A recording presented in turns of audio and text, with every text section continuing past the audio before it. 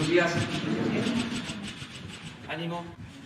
Pues como los martes, vamos a informar sobre la situación de salud, en especial los efectos y lo que estamos haciendo desde hace ya bastante tiempo para salvar vidas ante la pandemia del COVID. Entonces vamos a darle la palabra al doctor Alcocer, luego el doctor Hugo López-Gatell va a informar sobre cómo está la situación actual y Marcelo Ebrard sobre los enfermos en el extranjero, nuestros paisanos, vacuna, todo lo que corresponde a relaciones exteriores. Bueno, pues vamos con el doctor Alcocer. Muchas gracias, señor presidente. Muy buenos días a todas y todos ustedes. Es un gusto estar aquí nuevamente. Hoy en el Pulso de la Salud les queremos recordar, como ya dijo el señor presidente, que ante la pandemia del COVID-19 la respuesta gubernamental y social se ha enfocado en salvar vidas. Para ello se han y seguimos implementando medidas sanitarias de prevención del contagio para disminuir la velocidad de propagación del virus SARS-CoV-2, siempre poniendo al frente los derechos y la dignidad humana y desde luego evitando el colapso del sistema de salud. Vamos bien. Hoy 20 estados se mantienen con tendencia epidémica en descenso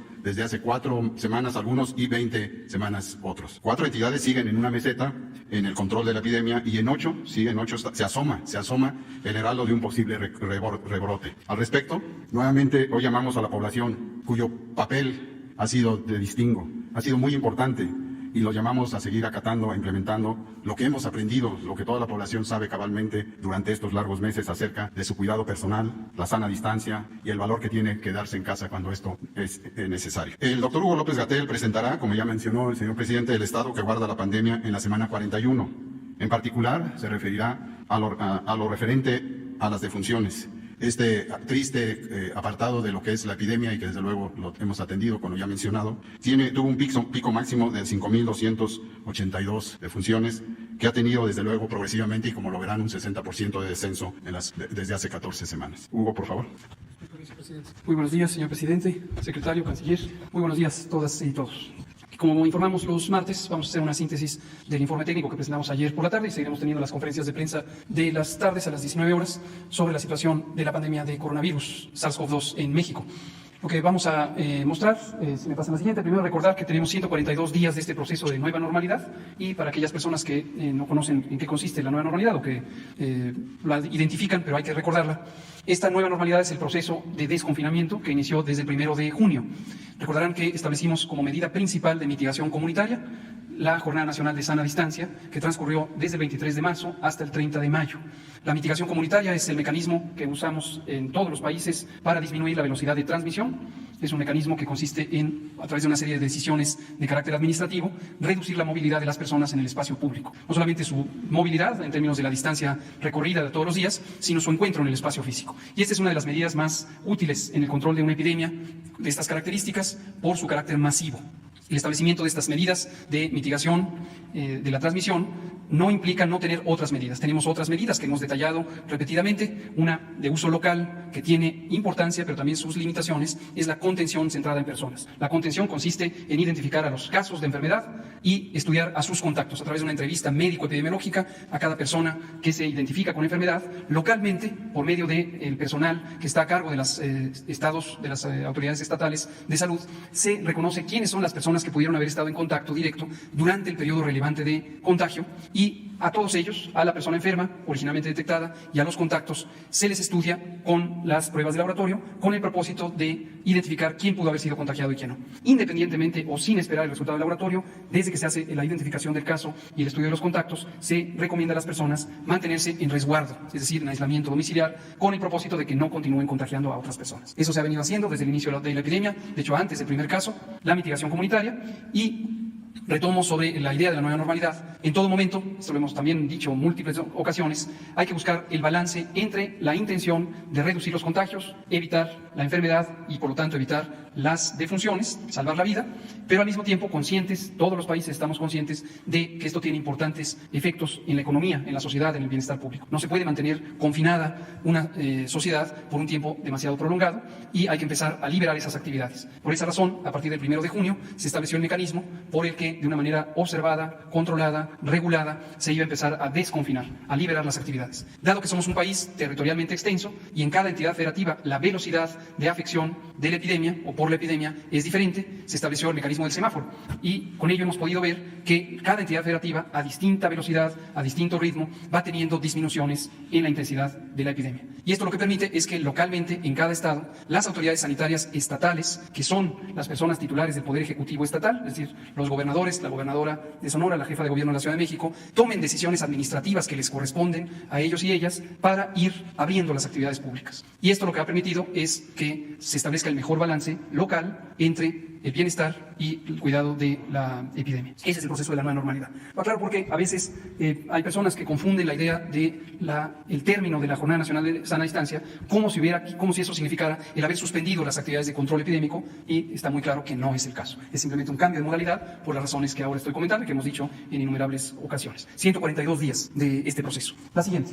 Esta es la curva epidémica de síntesis. Hoy no vamos a presentar cada una de las curvas estatales como lo hacemos ocasionalmente. Lo acabamos de hacer el domingo pasado. Nuestro colega el doctor Ruy López Ridaura presentó este detalle y lo iremos presentando periódicamente. Esta es la síntesis nacional. Lo que vemos en esta curva epidémica es la representación de la suma de casos que fueron ocurriendo en cada semana.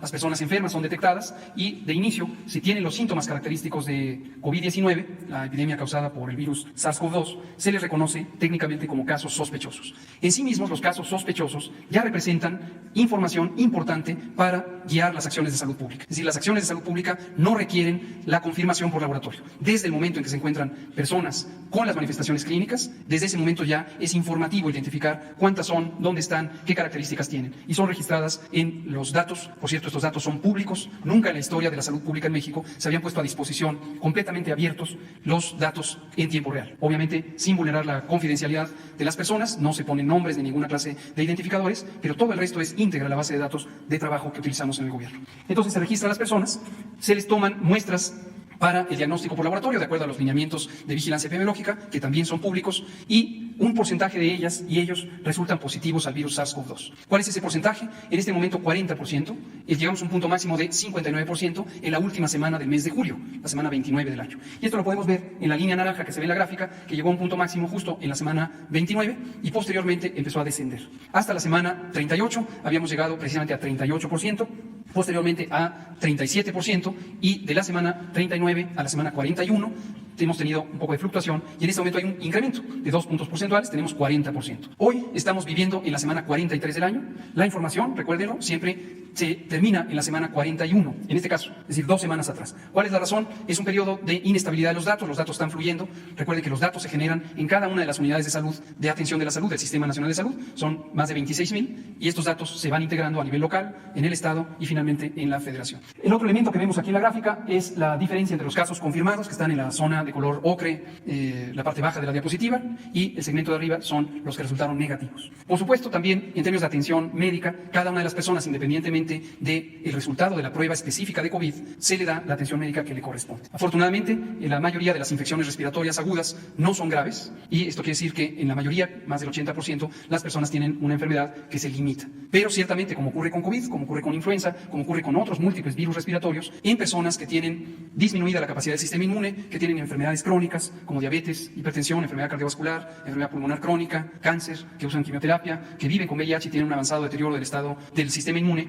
pueden tener un riesgo mayor de complicarse. Y este porcentaje de personas, en general es cerca del 15%, pueden requerir un tratamiento más avanzado, y cerca del 5%, incluso terapia intensiva, ventilación mecánica, etc., con un elevadísimo riesgo de mortalidad. Y lo otro que vemos aquí es la suma de todos los casos, son 2.187.000 que han tenido la identificación, a quienes se les han hecho pruebas de laboratorio y han resultado en lo que se muestra en la gráfica. El resto de los números está en el pie de la figura. Desafortunadamente se acumulan 86.338 defunciones confirmadas, más otras que veremos en la siguiente gráfica que no tienen una confirmación por laboratorio, pero de nueva cuenta son incorporadas como parte de la vigilancia epidemiológica. La siguiente, por favor. Aquí vemos las curvas epidémicas. Lo importante aquí es que son casos estimados. Nos anticipamos, independientemente de tener ya el resultado de laboratorio. En promedio, el resultado de laboratorio puede tardar 7-8 días en promedio, pero tenemos también los casos leves, podemos tener anticipadamente el resultado, y lo que vemos ahí es se han incorporado un porcentaje de los casos que todavía no está el resultado del laboratorio, pero sabemos cuál es ese porcentaje y lo multiplicamos por el número de personas enfermas. Esto incrementa las cifras,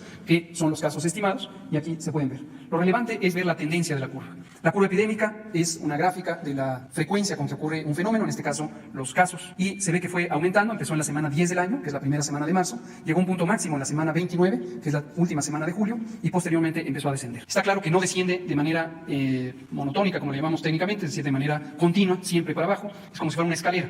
De repente se estanca la disminución. Y esto ocurrió en las 3 ocasiones que se ven en la gráfica. Y en la semana más reciente de la información, que empezó el domingo, la semana 41 del registro, no hay cambio. En este momento empezamos con un cambio mínimo de menos 1%, y en este momento, del domingo al lunes, ya no hubo cambio. Esto es importante por lo primero que queremos destacar y que hemos dicho.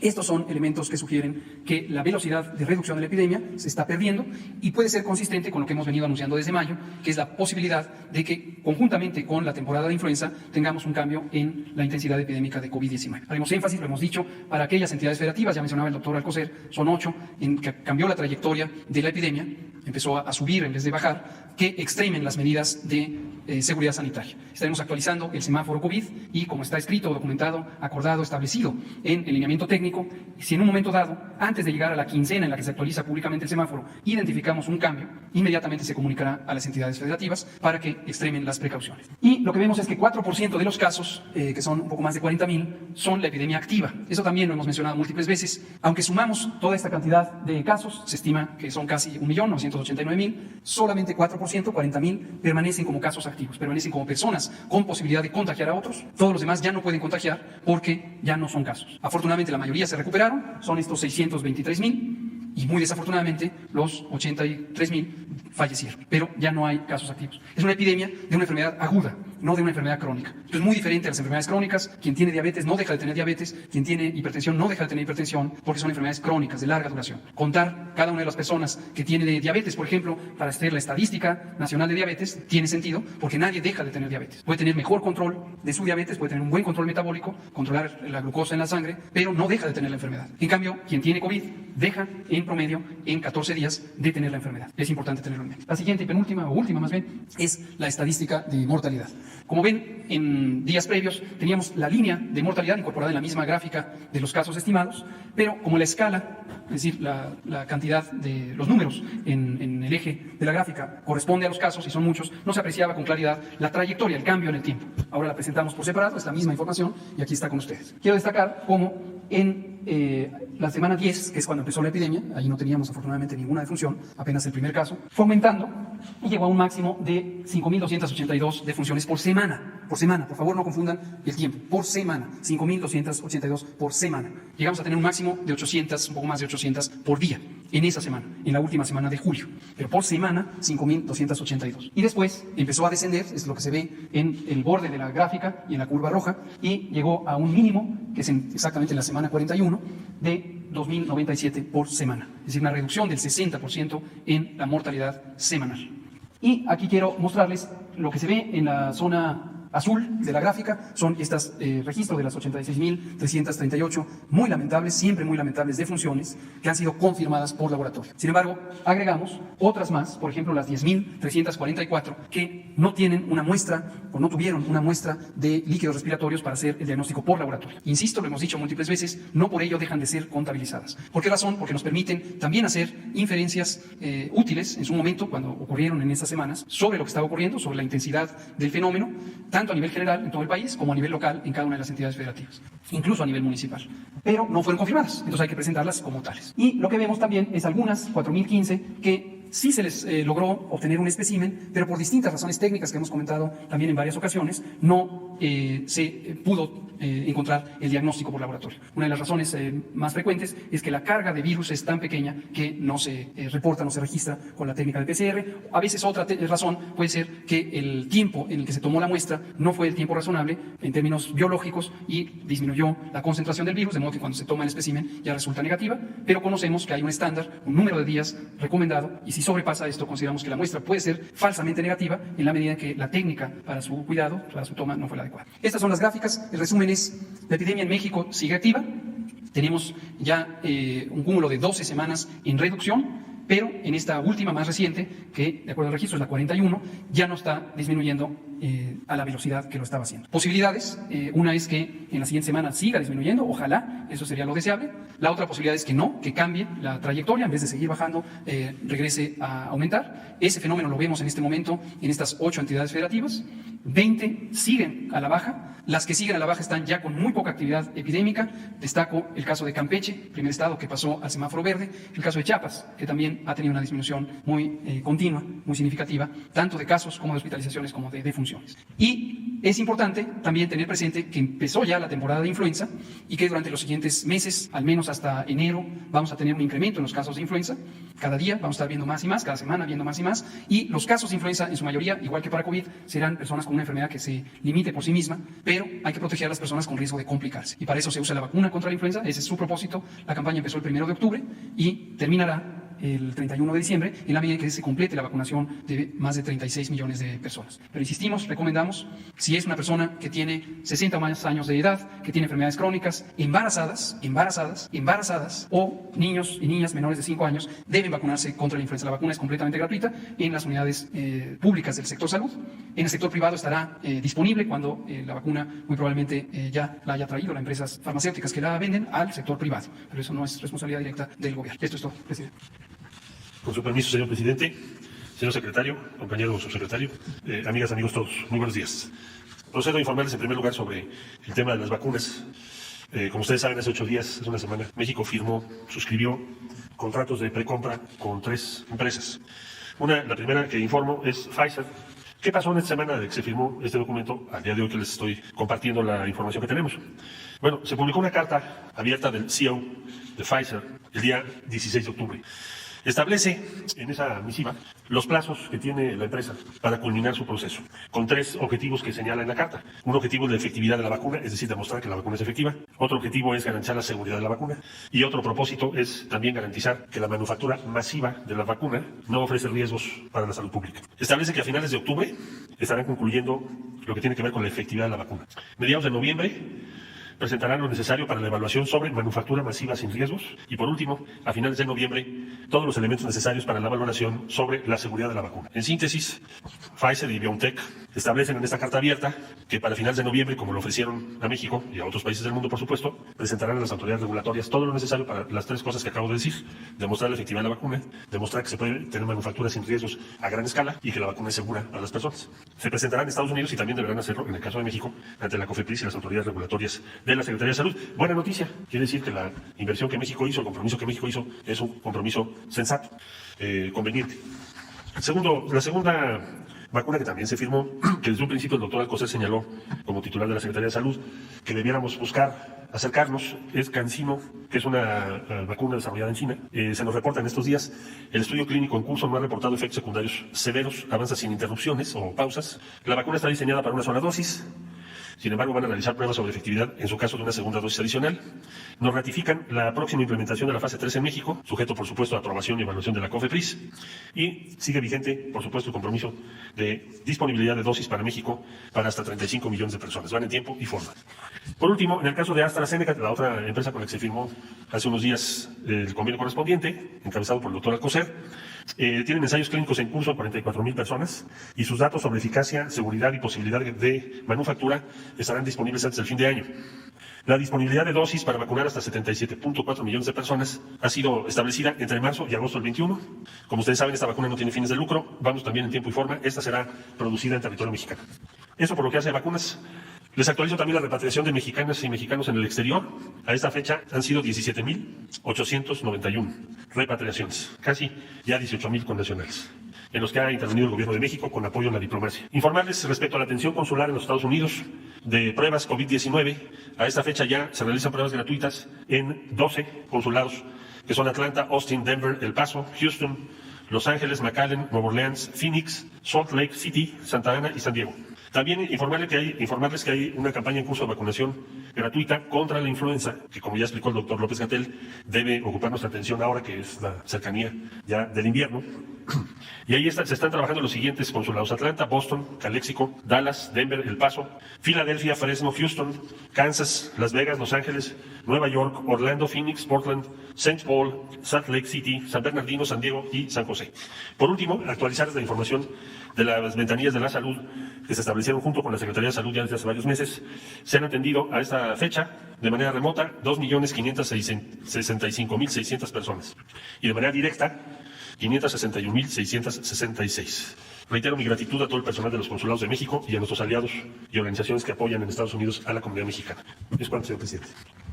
Bueno, este es el informe. Si les parece, abrimos iniciamos dos rondas. Una que se centre en lo de salud, en lo de COVID, lo que aquí se acaba de exponer, y luego lo general, si les parece. Entonces vamos con salud. Buen día, presidente. Buen día a todos. Dalila Escobar, corresponsal de Tiempo.tv.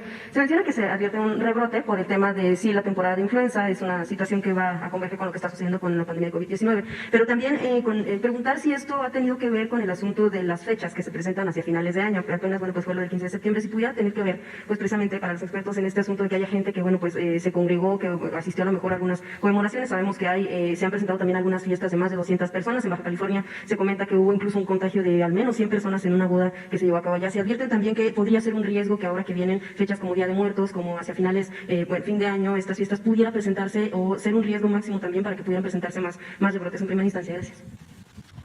Con gusto. Muchas gracias por su pregunta, Brenda, porque es muy relevante tomarlo en cuenta. Sí, efectivamente, este es el mecanismo principal, la congregación de personas. Aquí aprovecho para comentar algo que se comentaba al inicio de la epidemia. La epidemia ocurrió en el final de la temporada de frío, en el inicio de la primavera, para el caso mexicano. En Europa y Estados Unidos había iniciado ya desde la última semana de enero. En México en la última de febrero, prácticamente en marzo. Y existía esta idea de si el calor nos ayudaría a disminuir la intensidad epidémica. Y esta es una pregunta repetida, que creo que muchas personas la tienen. ¿La temperatura modifica el riesgo de una enfermedad respiratoria? Y las ciencias de la salud tienen algunas explicaciones, comento ahora. Sí se conoce en términos generales que en temperaturas más altas se puede tener menor eficiencia de los contagios por una infección respiratoria, una infección transmitida por la vía respiratoria. Hay 4 mecanismos principales, 3 de ellos tienen que ver con el funcionamiento del aparato respiratorio y la inmunidad respiratoria, y uno tiene que ver principalmente con el comportamiento social.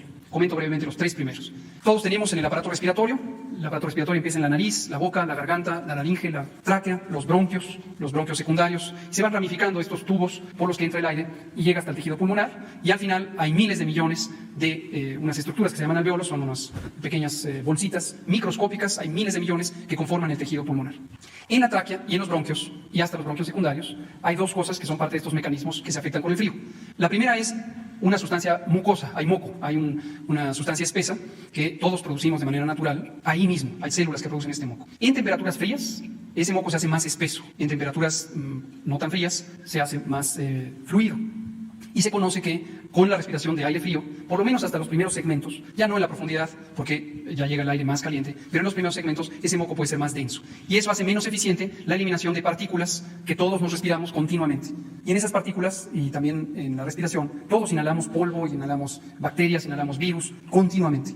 Y ese moco es uno de los mecanismos de defensa. El segundo es unas estructuras también microscópicas que se llaman cilios. Cilios son una especie de pelitos microscópicos que son parte de las células del aparato respiratorio. Hay miles de millones de células, hay miles de millones de cilios. Esos cilios no son propiamente pelo, solamente es para hacernos a la idea visual, como si fueran pelos. En realidad es la membrana de la célula. Tienen un movimiento continuo, se están moviendo y se mueven en una dirección muy particular, que es del interior hacia el exterior. Se mueven. Y al moverse, movilizan ese moco y movilizan las partículas, y es otro de los mecanismos de defensa. Nuevamente, la temperatura fría, al respirar aire frío, la velocidad a la que se mueven esos cilios es menor, y entonces disminuye la eficiencia de la liberación de ese moco y de las sustancias que están en él. El tercero tiene que ver con las células del sistema inmune. El sistema inmune tiene células, de manera genérica podemos decir, se llaman glóbulos blancos. Hay muchos tipos de glóbulo blanco, y la eficiencia con que se movilizan y funcionan, incluso a nivel químico, las células del sistema inmune también es menor con la temperatura fría. Entonces, alrededor de la vía respiratoria, insisto, sobre todo en los segmentos superiores, en este caso mayormente en la garganta, la eficiencia del sistema inmune es menor. El cuarto mecanismo tiene que ver con el comportamiento humano.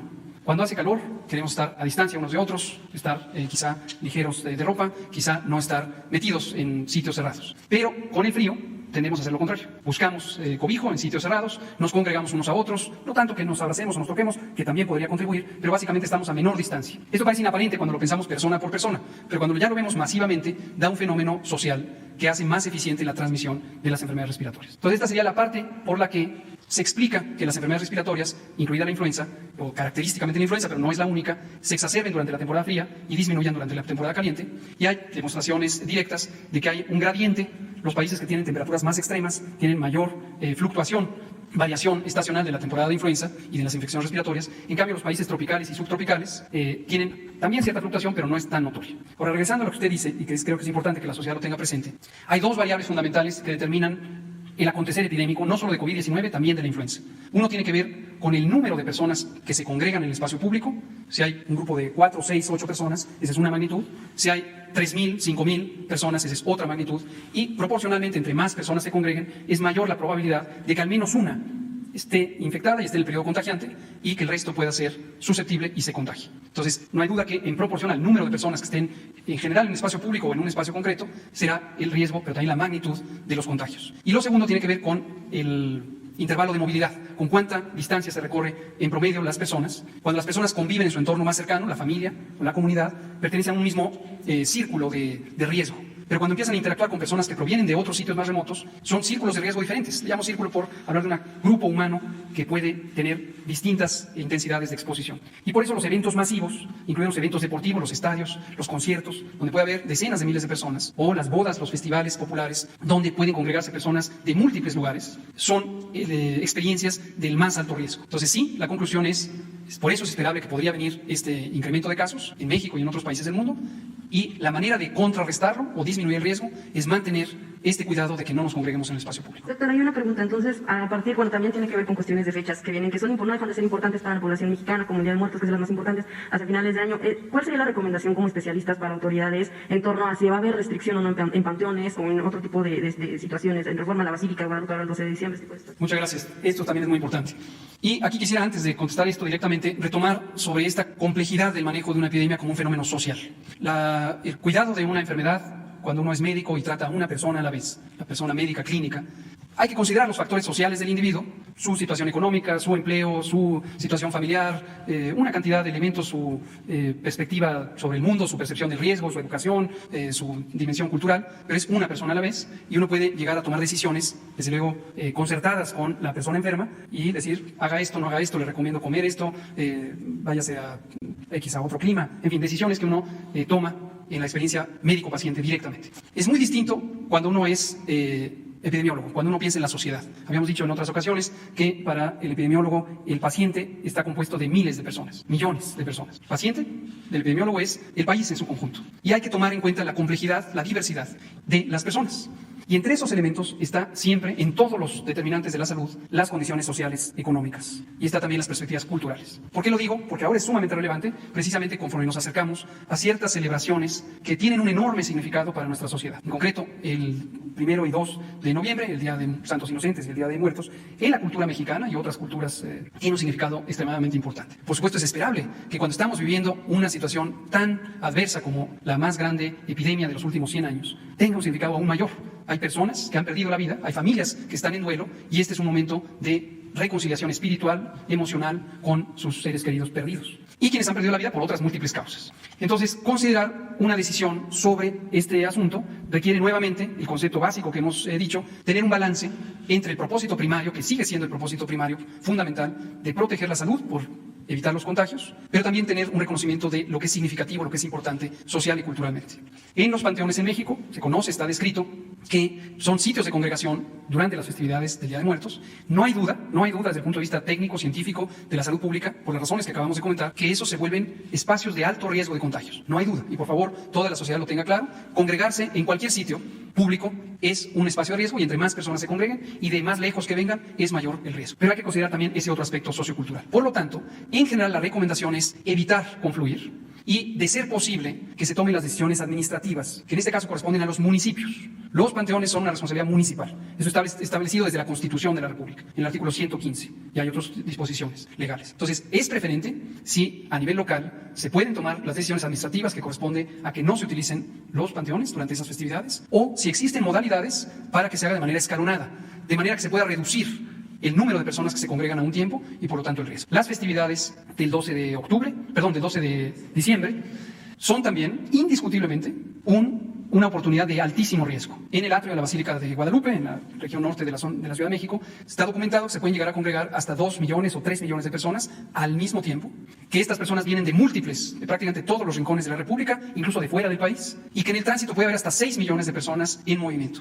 Esto, no hay duda, esto implica un altísimo riesgo de contagio. Y hemos estado en conversaciones a través de la Secretaria de Gobernación, la doctora Sánchez Cordero, con la Iglesia Católica para identificar si existe la posibilidad, y parece que sí la hay, lo vemos con mucho gusto y agradecemos a la Conferencia del Episcopado Mexicano, que por iniciativa de ellos mismos se modifique la modalidad en la que podría ocurrir esto. De tal suerte que tengamos el beneficio en los dos sentidos, la protección de la salud y por supuesto el respeto completo a las tradiciones y el culto y las convicciones religiosas del pueblo de México. ¿No les han adelantado cómo sería esta nueva modalidad? ¿Sí? ¿No les han adelantado cómo sería esta modalidad? Estamos en pláticas y en cuanto tengamos una resolución lo comentaremos públicamente. Muchas gracias. También sobre las peregrinaciones, como menciona la compañera. Lo mismo, todo, es decir, aquí no hay una duda científica. Donde hay congregación de personas, sea cual sea la razón, hay riesgo. Lo que hay que pensar en esta dimensión de la complejidad del manejo de la epidemia es los eventos que pueden tener un significado tan trascendente, y hay que considerar eso para lograr, por los mecanismos de persuasión, pues cambiar esa situación. Y aquí aprovecho para comentar algo que lo hemos dicho varias veces, lo hemos dicho incluso en las comparecencias ante los cuerpos legislativos. Hay una gran diferencia de la que nos sentimos muy satisfechos entre el manejo de la epidemia en México y los mecanismos por los que se ha manejado en otros países, sin menospreciar los logros que pudieran haber tenido otros países. Desde el inicio, y lo seguimos sosteniendo, tenemos la convicción de que no es con la coerción, mucho menos con el uso de la fuerza pública, cómo se logra las modificaciones del comportamiento social favorables al control de la epidemia. Eso fue una decisión, no es un accidente. En México decidimos, lo hemos comentado en esta conferencia y en la vespertina muchas veces, decidimos que no ejerceríamos la coerción, ni por la vía administrativa, ni mucho menos con el uso de la fuerza pública. Y las razones son bastante obvias para nosotros y yo creo que para la sociedad. En México tenemos una sociedad con enormes desigualdades sociales y económicas. Tenemos también una historia de polarización social en la que hay actitudes de estigma, actitudes de discriminación, actitudes de confrontación. Tenemos también una muy lamentable trayectoria, sobre todo en los años o sexenios recientes, de abuso de la fuerza pública, de violentación de los derechos humanos. Y nosotros somos un gobierno convencido de que, en primer lugar, está el respeto a los derechos. Entonces, nos quedó muy claro que si las acciones de prevención, de control de la epidemia, se situaban sobre el individuo, y al individuo se le obliga a que haga una cosa o la otra, el cubrebocas, la distancia, etcétera, se está victimizando a quien en sí mismo, y lo somos todos los que vivimos en el país, somos víctimas de un fenómeno externo que es la epidemia. Y por esa razón diseñamos las medidas de control epidémico para que el sujeto de la acción fueran los espacios públicos que determinan que las personas se encuentren. Las disposiciones administrativas, claro que existen, claro que están a cargo del gobierno, claro que son responsabilidad del gobierno y las hemos ido ejerciendo, pero si se fijan ustedes, están dirigidas no a las personas, están dirigidas a las razones por las que las personas salen de casa y se congregan. Mayormente las personas salen de casa y se congregan por 3 circunstancias. El estudio, el Sistema Educativo Nacional, que fue la primera actividad que se interrumpió temporalmente y que nos permitió tener 40 millones de personas, según hemos estimado, fuera de la circulación pública. 40 millones. El trabajo, y por eso la disposición administrativa que surgió del acuerdo del Secretario de Salud y del Consejo de Salubridad General, fue la suspensión de los empleos temporal, excepto actividades esenciales. En la administración pública permanecen también suspendidas las actividades, excepto las esenciales para el servicio al público. Y la tercera razón es, le voy a llamar en términos genéricos, la recreación. La recreación implica múltiples actividades espirituales, culturales, sociales, recreativas, deportivas, etcétera. Y también la disposición pone la responsabilidad de suspensión sobre los que administran esas actividades. En su momento los museos, los cines, los teatros, las playas, las plazas públicas, las propias iglesias. Por cierto que eso también, y lo agradecemos, se hizo por consenso. Platicando muy tempranamente con la Conferencia del Episcopado Mexicano, identificamos en ellos la enorme voluntad y colaboración y ellos mismos ejecutaron la suspensión temporal de las actividades eclesiales en los templos. Presidente, preguntarle también en ese sentido, el riesgo que observan ustedes en la probable desaceleración económica que podría traer un rebrote de contagios de COVID. Bueno, lo que aquí se ha explicado es de que la mayoría de los estados sigue con resultados favorables, está disminuyendo consecutivamente la pandemia.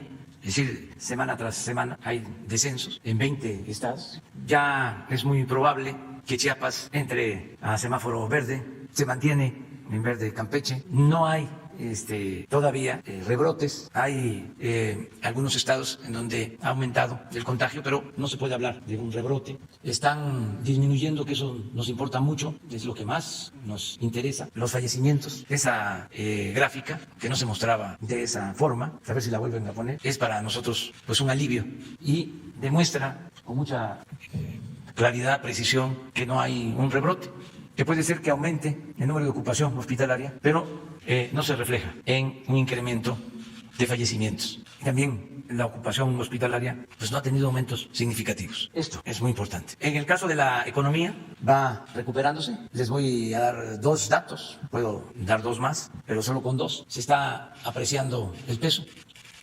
De estar a más de 25 pesos por dólar, está a 21 pesos con 20 centavos por dólar. Estamos recuperando como 4 pesos por dólar. Y desde que estamos en el gobierno, a pesar de la pandemia, ayer teníamos una depreciación de apenas el 4%. Si se compara con otros países, no lo voy a hacer, eso se los dejo de tarea a ustedes, se van a dar cuenta de que la depreciación de otras monedas es mayor a lo que se ha depreciado el peso. Ese es un buen dato. Otro dato importante es que nos estamos recuperando y ya se están creando empleos. Después de que se perdieron cerca de 1 millón de empleos de trabajadores inscritos en el Seguro Social, ahora ya llevamos hasta ayer 320,000 empleos recuperados. Si continúa la tendencia, vamos a llegar a lo que teníamos antes de la pandemia, 20,500,000 empleos inscritos en el Seguro Social a finales de marzo. Si se demora, que no creo, mi pronóstico es que a finales de marzo vamos a tener inscritos 20,500,000 trabajadores en el Seguro Social, los que teníamos antes de la pandemia. Si se demora, nos llevaría 2 meses más, ahora sí que para abril o para mayo.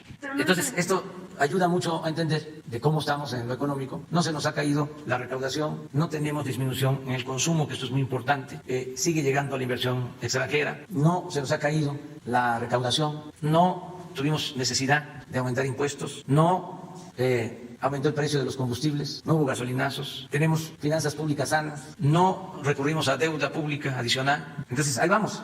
Está funcionando la estrategia. Yo creo que por eso, entre otras razones, se nombró al secretario de Hacienda. Déjenme que yo presuma, ofrezco disculpa. No se enojen tanto, mis adversarios.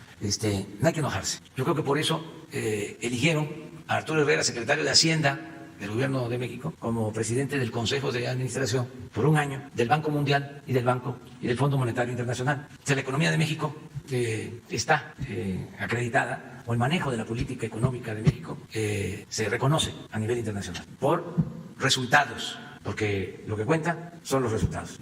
En lo económico vamos avanzando y en lo social, pues ustedes saben que le hemos dado preferencia a la gente humilde, a la gente pobre. Con la crisis, en vez de hacer lo que se hacía antes, de rescatar a los de arriba, empezamos a apoyar abajo. Ayer le hice un reconocimiento, uno más, a nuestros paisanos, porque siguen mandando apoyo a sus familiares. A nuestros paisanos migrantes les hicimos ese reconocimiento porque siguen creciendo las remesas. Y sostengo mi pronóstico de que vamos a llegar este año a 40,000 millones de dólares en remesas, que es un apoyo que llega a 10 millones de familias, a razón de $350 mensuales por familia, a 10 millones, abajo. Eso nos está ayudando mucho. Ayer hice mi pronóstico para el campeonato de la Serie Mundial y voy Dodgers, pero también aproveché para mandar un saludo y nuestro agradecimiento a 38 millones de mexicanos, a sus hijos que viven, que trabajan en Estados Unidos y que, como se dice en el béisbol, nos están sacando del hoyo. Así como Uría ayer cerró bien, un pitcher muy bueno, extraordinario, de Culiacán, Sinaloa, del Dodger, que pichó 3 entradas y cerró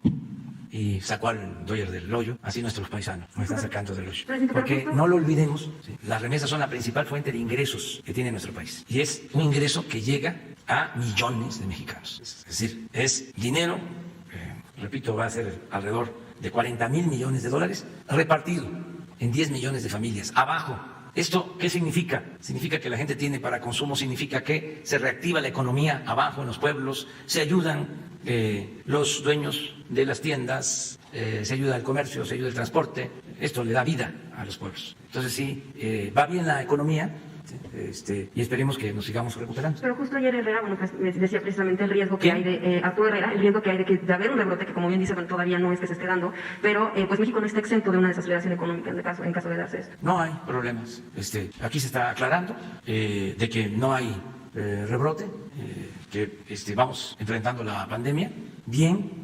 Tenemos, aquí ha quedado de manifiesto una vez más, una exposición brillante, espléndida, del doctor Hugo López-Gatell. Eso no lo tienen en otros países, no lo tienen en otros gobiernos. Tenemos expertos y son los que conducen, no son políticos los que están manejando la pandemia. Nosotros conducimos al país, somos los responsables del gobierno de la República, pero nos apoyamos en profesionales, en científicos, muy buenos técnicos que nos han ayudado. Y aquí aprovecho también, que no se me puede olvidar, no se nos debe de olvidar, hacer el reconocimiento constante, permanente el agradecimiento a los médicos, a las enfermeras, al personal de salud, que a pesar del cansancio, de la fatiga, siguen allí salvando vidas. Precisamente el viernes vamos a estar aquí con ellos, va a recordarse lo del Día del Médico, de los trabajadores de la salud, vamos a homenajearlos, a seguirlos,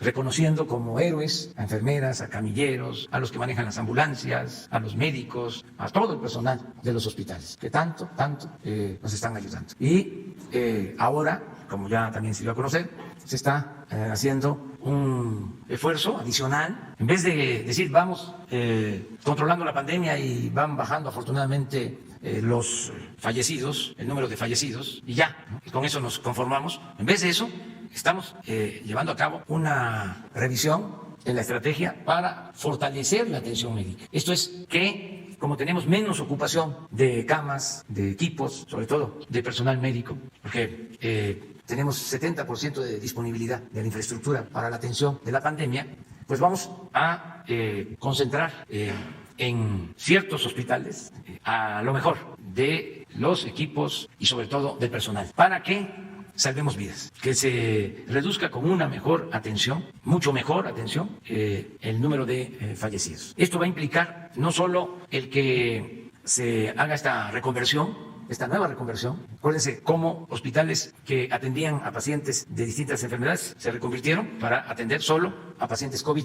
Ahora va una nueva reconversión de esos hospitales COVID, pensando en concentrar una mejor atención en hospitales bien definidos, donde van a estar los mejores médicos, los mejores especialistas. Pero eso no solo el sector público, no solo es ISSSTE, el Seguro Social, el INSABI, los hospitales que operan los gobiernos estatales, porque se está trabajando de manera coordinada, sino también se va a ampliar el convenio con hospitales privados para que en esta nueva etapa podamos contar con camas, con equipos y con médicos de hospitales privados para atender de manera gratuita a enfermos COVID. Vamos a poder disponer, de acuerdo a lo que nos informó anoche el doctor Alcocer, de 150 camas de estos hospitales privados, de lo mejor, para que en esta etapa salvemos más vidas. En todo el país, a ver, doctor. Este es un complemento a lo que ya se tiene en nuestro sistema de salud, pero reforzado y desde luego ubicando los lugares va a cubrir pues, las áreas regionales que tengan opción estos hospitales privados. El punto es de que también en este momento los hospitales privados tienen un trabajo que están evaluando en dónde poner a lo que se dispone en COVID, con la certeza de que se tienen los equipos. No cualquier hospital está en estas condiciones, aunque sea privado, tiene ciertas diferencias de atención y requiere un avance de los equipos que no solo son ventiladores, sino, como ustedes saben, otros elementos que miden a los pacientes que tienen complejidad en su atención. Esto es lo mismo que se hace en institutos de salud, de los institutos y los hospitales de alta especialidad, pero integrados todos estos vamos a cubrir lo más posible las ciudades que tengan y acceso a esos lugares, que también es otro de los elementos que son importantes, tener un acceso para llegar rápido, porque llegando rápido y el paciente llegando rápido al hospital, se tiene una eficiencia, una eficacia mayor. Y eso es lo que vamos a anunciar tal vez la próxima semana. Este miércoles, mañana tenemos una siguiente reunión para hacer estas precisiones de cuándo, dónde empezar. ¿Sí? Lo que sea necesario. Igual que el presupuesto que se tiene, que no es presupuesto en inversión a salud, también el tiempo es lo que mande lo que se necesite. ¿Tiene que, perdón? No hemos hablado de cuándo termine. Esto desde luego está abierto de acuerdo a la evolución de las necesidades. No. Ustedes recuerden que la palabra importante, muy importante en la salud es la prevención. Nosotros nos estamos adelantando a tomar medidas que nos lleven precisamente a atender esto antes de, como se complementa, y qué bueno que me lo preguntan, pues da oportunidad de que toda esta medida preventiva y de lo que se requiere a nivel de las comunidades, de los lugares donde la familia tiene esa necesidad de dar todavía opiniones ellos y recibirnos nosotros para poder cubrir y prevenir no solo lo que está ligado a COVID, sino también los factores de riesgo que favorecen el que ante una infección de este tipo y que se va a sumar la de la influenza, tengamos un mayor tiempo de atención, que es lo importante. Lo importante es eso en la salud. Presidente, y nada más aprovechando la presencia del secretario de Relaciones Exteriores, si ya tuvo comunicación con autoridades de Estados Unidos para saber la explicación que se ha pedido por parte de México, para saber por qué no compartieron información en torno a la detención del exsecretario de la Defensa Nacional, Salvador Cienfuegos. Bueno, eso ya lo estamos informando desde ayer. Ellos tienen sus políticas porque pues es un país, es un gobierno soberano, lo mismo que nosotros, es un país, México, independiente y soberano. Entonces, ellos no tienen por qué preguntarnos lo que van a hacer cuando se trata de detener a una persona en su territorio. Lo mismo aplica cuando nosotros no permitimos, como está sucediendo, que actúen agencias extranjeras en nuestro país, porque México es un país libre y soberano. Es decir, hay cooperación, pero hay respeto a la soberanía. Nosotros no podemos decirles por qué hicieron esto. Esa es una decisión que ellos tomaron y ya lo dije ayer, vamos a esperar resultados de la investigación, cuidando de que no se afecte, no se dañe una institución tan importante como la Secretaría de la Defensa Nacional, que no se afecten las Fuerzas Armadas de nuestro país, que son importantísimas para el desarrollo de México, para garantizar la paz, la tranquilidad y la defensa de nuestro país como nación independiente y soberana.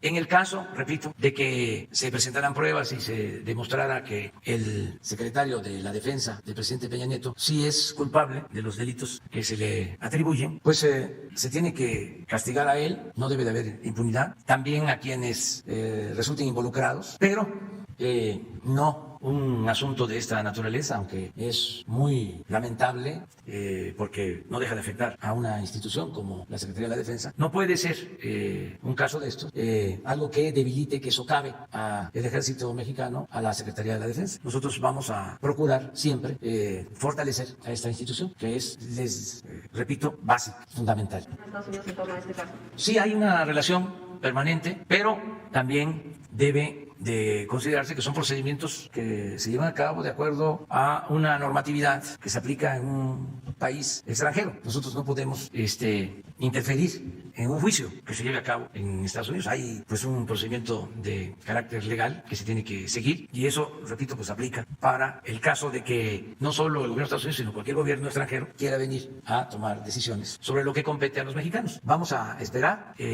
Hoy, tengo entendido, va a resolverse si puede enfrentar el general Cienfuegos este proceso en libertad o le niegan la posibilidad de aportar una fianza para no estar en la cárcel. Hoy se va a decidir. Les comentaba yo que es algo parecido a lo que se vivió en el caso de García Luna y también en otros asuntos. Quienes acusan, en este caso el gobierno de Estados Unidos, la Procuraduría, además de los señalamientos sobre posibles delitos y la presentación de pruebas, argumentan de que se trata de un presunto delincuente de alto riesgo y que de otorgarse la libertad bajo fianza podría escapar. Siempre se dice, casi está calcado, de que tienen nexos, ¿no?, muy poderosos en México y que los pueden proteger para esconderlos. Esto no quiere decir que no pueda darse, ¿no? Me refiero a que es el elemento más utilizado, son los criterios que más se utilizan. Todo esto para que el juez no dé la libertad que el abogado defensor va a solicitar, la libertad bajo fianza. Entonces, hoy,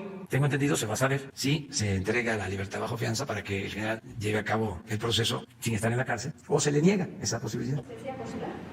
Sí, fue asistido, pero ya está, ahora sí que en manos de sus abogados. ¿Sí? Pero siempre, desde los primeros momentos, estuvo presente el cónsul. No le estoy dando la palabra a Marcelo, que podría explicarlo con más precisión, porque este caso nos interesa tanto por su delicadeza que yo quiero ser el vocero, para que no hablemos todos y se evite una manipulación de la información, como lo que vimos del periódico Reforma el sábado. Entonces, aunque sea como tomarse un tafil, me van a estar escuchando a mí, que hablo despacito y no de corrido, y me como las heces. Entonces, ofrezco disculpa. Es que no nos debemos adelantar, vamos a esperar que pruebas se presentan, lo que pueda decir el general. En estos procesos hay esa característica de que se les propone que cooperen y esto a cambio de una disminución de las penas. Hay quienes aceptan y hay quienes no. Por ejemplo, no ha aceptado todavía un acuerdo García Luna, aunque faltan audiencias y presentación de pruebas, es un proceso. Pero el que estaba de procurador en Nayarit, precisamente cuando estos asuntos que se le atribuyen al general, él fue detenido también en California y él aceptó ser testigo protegido. Eso significa pues, que dan información a cambio de que haya una consideración de las penas. Aquí tenemos el caso de el señor Lozoya. Es el mismo procedimiento. Él ofreció cooperar, entregó un escrito, hizo la denuncia y ahora la Fiscalía está integrando la averiguación para consignar. Ese es el procedimiento. Y esto le ha permitido tener algunas consideraciones al señor Lozoya. Eso mismo debe de seguirse practicando en México, es mi opinión. Por ejemplo, para romper con el pacto de silencio, el llamado pacto del silencio, en el caso de Ayotzinapa, nosotros estamos a favor de que los que informen tengan una consideración, porque nos interesa saber dónde están los jóvenes de Ayotzinapa. Entonces, no se usaba antes este procedimiento, ahora queremos que se use más. Lo otro que nos importa mucho también es la reparación del daño. En el caso de fraudes, en este caso de el señor Lozoya, pues queremos recuperar lo que se pagó de más por la planta de fertilizantes. Son $200 millones, porque pues no solo es el castigo, sino que se le devuelva al pueblo lo robado. Esa es la otra peculiaridad en estos tiempos, ¿no?, de la aplicación de la justicia. Buenos días, señor presidente. Vicente Serrano, conductor de Sin Censura. Ya que va a ser el vocero de los temas delicados y hablando de estos temas, quiero respetuosamente pedirle su reflexión, no hacia el pasado, sino en el presente y tal vez hacia el futuro, con el arresto del general Cienfuegos y con la detención de Genaro García Luna. ¿Qué piensa de los potenciales García Lunas y Cienfuegos en su gobierno, presidente? Se lo pregunto porque Anabel Hernández, una periodista que usted respeta, publicó en Aristegui Noticias el expediente secreto de Omar García Harfuch. Y es un tema que a nosotros nos ha interesado y la entrevisté. Y debido a que en ciertos sectores el nombre de García Harfuch se maneja como posible sustituto o sucesor cuando Alfonso Durazo se vaya a buscar ser gobernador de Sonora, yo le quiero mencionar sobre este caso y escuchar su reflexión.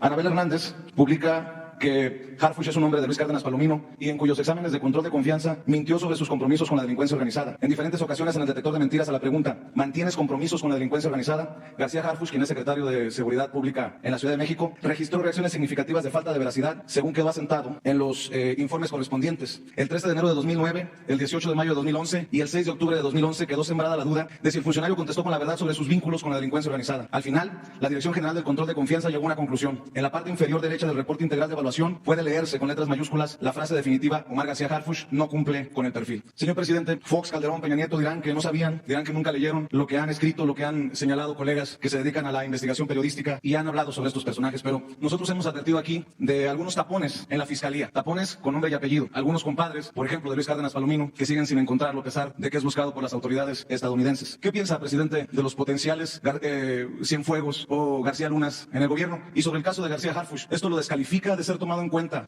como un posible sustituto de Alfonso Durazo? Y se lo comento porque la investigación ahí está, los documentos ahí están y no es cualquier investigación, señor presidente. Nosotros tenemos mucho cuidado en la selección de los que nos ayudan para garantizar la paz y la tranquilidad en el país, porque es evidente, de dominio público, de que los encargados de la seguridad pública en los gobiernos anteriores no estuvieron a la altura de las circunstancias.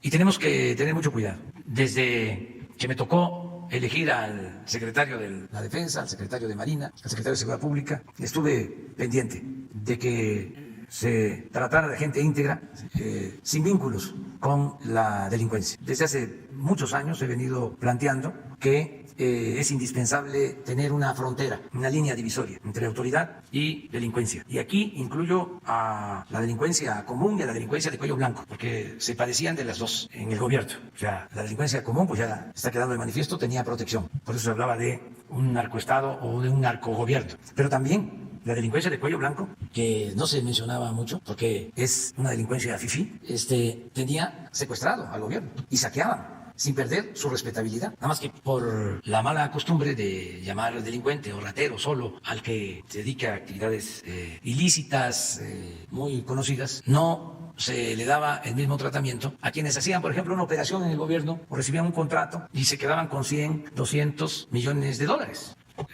Se llegó a decir de que el Chapo estaba entre, no me gusta decirle así, Guzmán lo era, fresco disculpe, estaba entre los hombres más ricos del mundo.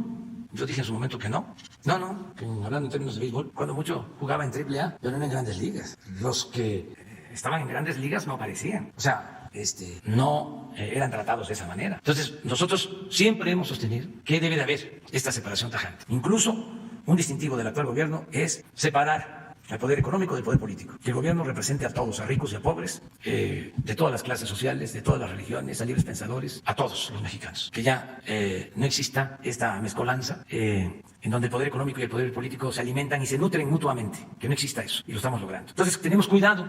Les puedo decir, ya lo he planteado, que al actual secretario de la Defensa no lo recomendó nadie. Yo lo nombré porque hice una investigación y me presentaron en la Defensa el secretario Cienfuegos sus propuestas, como me la presentó también, como presentó también su propuesta el secretario de Marina, pero no fueron esas propuestas las que consideré. No estoy tampoco descalificando a nadie, sencillamente yo de manera independiente, libre, decidí quiénes iban a estar. Lo mismo en el caso de la Secretaría de Seguridad. Entonces vamos a seguir cuidando que pues no haya García Lunas, como tú dices, y que no se presenten casos bochornosos, vergonzosos, como los que estamos ahora padeciendo por la detención del secretario de la Defensa. Entonces vamos a cuidar eso, lo vamos a seguir cuidando. No quiero presumir, pero no somos iguales. ¿Ya tiene sucesor para Alfonso Durazo? ¿Ya lo tiene pensado? Todavía en eso estoy pensando, precisamente para que sea una gente íntegra, honesta, limpia, que nos garantice lo que se ha logrado con Durazo, una muy buena coordinación del Gabinete de Seguridad, ¿sí? Y que sigamos adelante. Esto si Durazo decide irse, sí se va. A lo mejor sí se va. Lo convenzo de que me siga ayudando. Oiga, presidente, otro caso que quiero exponerle. Hace unos días usted abordó el tema de Carlos Romero de Champs. Usted confirmó nuevamente que no hubo un pacto o un acuerdo con Carlos Romero de Champs. No de usted, pero habrá pactos de otros funcionarios. Y se lo pregunto porque mi compañera Meme Yamel encontró a Carlos Romero de Champs departiendo, comiendo en un restaurante del norte de la Ciudad de México con 3 personajes. En Los Arcos se encontraba Carlos Romero de Champs, el ex líder sindical, con el diputado Manuel Limón Hernández del PRI, quien sustituyó precisamente a Carlos Romero de Champs como secretario general del sindicato hace prácticamente un año, y Fernando Navarrete, presidente del Consejo General de Vigilancia de ese organismo gremial, también identificado como un cercano al polémico exdirigente petrolero. Pero se ha identificado al primero que llegó a la mesa a acompañar a Carlos Romero de Champs, y se trata de Alejandro Cabrera Fernández, quien ostenta el cargo de coordinador de Relaciones Laborales y Recursos Humanos de Petróleos Mexicanos, quien ha sido señalado por obstaculizar los avances democráticos al interior de Pemex. Él, junto a otros personajes, han sido exhibidos, denunciados, y han exhortado incluso al director Octavio Oropesa a hacer cambios y hacer caso a sus exigencias. Yo le pregunto, presidente, ¿esta reunión es normal desde su perspectiva? ¿Que este funcionario se reúna con el ex líder sindical Carlos Romero de Champs para departir largamente en un restaurante? ¿Lo tomamos como una reunión de amigos? ¿O existe la posibilidad de que todavía exista la mano de Carlos Romero de Champs al interior de Pemex? Que esto se trate de un funcionario que está protegiendo intereses o personajes que no son afines necesariamente a su gobierno, a la Cuarta Transformación, presidente. Bueno, hay en la ley de austeridad que se aprobó recientemente una disposición para que los funcionarios no compartan pues, estas relaciones con empresarios o con gentes que puedan significar compromisos de intereses. Pues no sé si aplique en este caso. Parece que está en mis 100 compromisos o en la ley de austeridad. Habría que ver si esto está permitido. ¿Pero a usted le parece normal? ¿A usted le parece normal que este funcionario... No debe darse, porque estas cosas si son cuestiones laborales que se deben de tratar entre empresa y sindicato, para eso están las oficinas, pueden tratarse en las oficinas públicas. Pero además, ¿por qué tendría que hablarlo con Carlos Romero de Champs? Sí, ese es otro asunto, pero creo yo que lo correcto sería hacerlo en una oficina pública, no estar en restaurantes, en fiestas, se habla de eso, de viajes. Eso está ya, yo creo que prohibido, pero lo estás denunciando. Yo le pido al director de Pemex que lo revise este asunto, de conformidad con la ley o con los principios que nosotros sostenemos. ¿Amerita un despido en caso de que así haya sido? Si la ley lo prohíbe, sí, y si se cae en lo que impide la ley que hagan los funcionarios públicos. Ahí está documentado con video y fotografías a sus órdenes. Sí, nada más, vamos a ver si... ¿No está? Yo recuerdo haberlo escrito, pero no sé en dónde, si está, yo creo que está en la ley de austeridad republicana. Si no, si se le hace... en los compromisos. A ver, ¿lo vemos? Lo vemos. Es que todo esto, ustedes me ayudan. Sí, porque... Le ayudamos a México. Sí, a que se transforme México. Sí. ¿Cómo es que dice la costumbre? Que la canción que dice que las costumbres... ¿Es más fuerte que el amor? La costumbre es más fuerte que el amor. Sí. Pues que amor a Romero de Champs. Sí, no, es la costumbre. Entonces, es que no termina todavía de irse lo viejo y no acaba de llegar lo nuevo. Es un proceso de transición. Entonces, vamos poco a poco. Los funcionarios de Hacienda, Comunicaciones, Energía y otras dependencias no podrán convivir en fiestas, comidas, juegos deportivos o viajar con contratistas, grandes contribuyentes, proveedores o inversionistas vinculados a la función pública. No sé si en este caso los líderes sindicales aplica para los dirigentes sindicales, pero se lo dejamos al director de Pemex y de una vez a la secretaria de la Función Pública. Sobre todo, presidente, porque estamos hablando de un sindicato que busca la democratización y muchos de los disidentes en tiempos de Romero de Champs hablaban de un líder sindical corrupto. Se va a continuar, ya hablamos de eso, el proceso iniciado de democratización de los sindicatos, con elecciones directas, libres, secretas de los trabajadores. Ellos van a elegir a sus representantes. Se detuvo ese proceso por la pandemia, pero vamos a continuar, porque además es ya una ley que tiene que cumplirse. Ya no hay dirigentes preferidos o predilectos del gobierno. Ya eso se terminó. Ahora los dirigentes tienen que ser electos por los trabajadores. Tienen que representar a los trabajadores, no representar al gobierno, como era antes. Es un proceso que tenemos que impulsar, que va a llevar tiempo como todo. Nada más hay que imaginar que nunca ha habido democracia en México. Bueno, en 5 siglos han habido como destellos democráticos. Quizá los 10 años de la República restaurada, cuando gobernó Juárez y Lerdo, 10 años. Desde luego los pocos meses, 14 meses, no sé si 14 o 16 meses, de la presidencia de Francisco I. Madero. Y hasta el 2000, que aún con un acuerdo de las cúpulas, pierde el PRI la presidencia después de casi 70 años. Pero miren qué sucede con ese sexenio del cambio. Inmediatamente fraude electoral en el 2006, reconocido, aceptado por ellos mismos, el mismo presidente Fox diciendo de que había cargado los dados. Imponen a Calderón los grupos de intereses creados. O sea, duró un sexenio el esfuerzo de muchísima gente durante todo el siglo XX, después del asesinato del apóstol de la democracia, Francisco I. Madero. Y viene de nuevo la imposición, el fraude. Y al siguiente sexenio, lo que ahora está quedando de manifiesto con la denuncia de Lozoya, la utilización de dinero a raudales para comprar votos y para comprar voluntades. Es hasta el 1 de julio del 18, en el que por la voluntad del pueblo nos eligen. Por eso no vamos a fallarle al pueblo. Pero imagínense ¿cuánto tiempo? Son 3 siglos de dominación colonial sin democracia. Todo el siglo XIX sin democracia, con excepción de esos 10 años. El siglo XIX fue México país de 2 hombres. Santana, 11 veces presidente de México, y Porfirio Díaz, 34 años en la presidencia. Y ni la revolución pudo, que fue profunda en lo social, en lo político, se trasladó el mismo régimen antidemocrático después de la revolución. Entonces, eso mismo pues pasaba en los sindicatos, en toda la vida pública del país. Entonces, dirigentes que se eternizaban, que algunos que todavía ya están ahí, llevan su tiempo, pero ahora va a depender de los trabajadores, de que se garantice que en las elecciones, con el voto libre, secreto, puedan renovar sus sindicatos y tengan auténticos representantes, que no se haga nada a espalda de los trabajadores. Es un proceso que nosotros vamos a auspiciar, tenemos la obligación, la responsabilidad de hacerlo, pero que necesitamos también del apoyo de los trabajadores y también del apoyo de los dirigentes opositores de los sindicatos. Porque, por ejemplo, en el caso del sindicato petrolero, hay como 10 o 20 o 30 o 50 aspirantes a sustituir a los que están ahora. Pero no he escuchado nada que digan a favor de los trabajadores. En una de esas están pensando hacer lo mismo, porque lo que quieren es llegar para hacer lo mismo. Es la lucha de poder por el poder.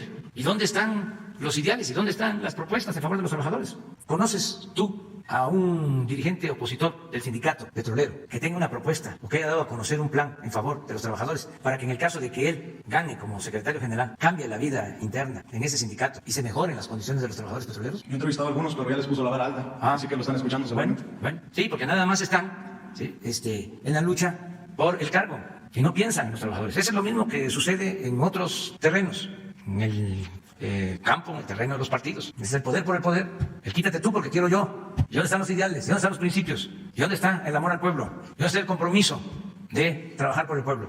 Puro oportunismo, puro individualismo, pura politiquería. ¿Verdad también para Morena? Aplica para todos, aplica para todos. O sea, ahora el actor principal de la vida pública de México es el pueblo. Nada de que el pueblo no existe, nada de que la política es asunto de los políticos. No, la política es asunto de todos. ¿Sí? Nunca más excluir, marginar al pueblo. No estar pensando de que el pueblo es manipulable, el pueblo es tonto. No, tonto es el que piensa que el pueblo es tonto. La gente ahora es la que decide, es la que manda. Y eso es lo que debe de prevalecer en la vida pública. Entonces, que ya no estén líderes que no están a la altura de las circunstancias o que no defienden a los trabajadores o que no actúan con integridad, de acuerdo, pero los que van a sustituirlos hacen el compromiso de ya no hacer lo mismo, de actuar de manera diferente, o es la misma inercia, es decir, es que ya ahora es la oportunidad de que se vayan estos para que lleguemos nosotros. Entonces, no, es transformación, es cambio de fondo. Pero bueno, muy importante. Presidente, para cerrar nada más, ¿para cuándo tendríamos una respuesta del director Octavio Oropesa? O nos disculpamos nosotros, nótese mi sarcasmo. Esta semana, a través de Jesús, Muy bien. les va a informar. Le agradezco. Bueno, ya nos vamos. Voy a eso, me van a... Mañana ya les digo yo. Sí, voy a Coahuila el viernes y el sábado. Y el domingo a Tamaulipas. O sea, vamos el viernes con los familiares de los trabajadores de Pasta de Concho, a Nueva Rosita. Vamos a Piedras Negras. Vamos a estar en Acuña. Y vamos a estar en Nuevo Laredo. Ese es el programa en general, desde el viernes hasta el domingo. Nos toca esa región del país. Bueno, nos vemos.